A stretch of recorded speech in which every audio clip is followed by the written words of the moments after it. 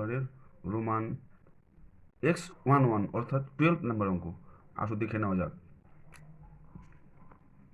6-এর x11 মানে 12, এই minus a cube plus 3a² b minus 3ab²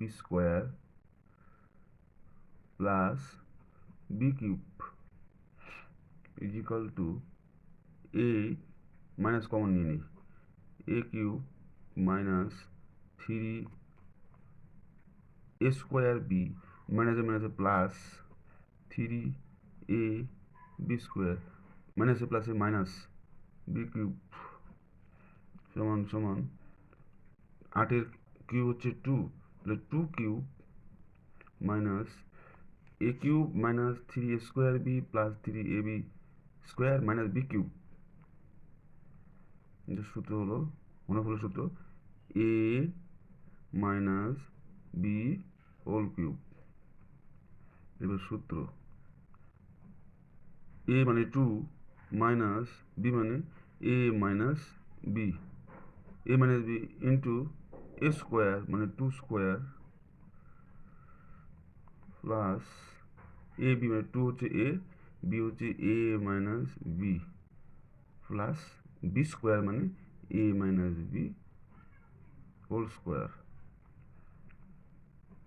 2 minus a মাইনাসে মাইনাসে প্লাস b,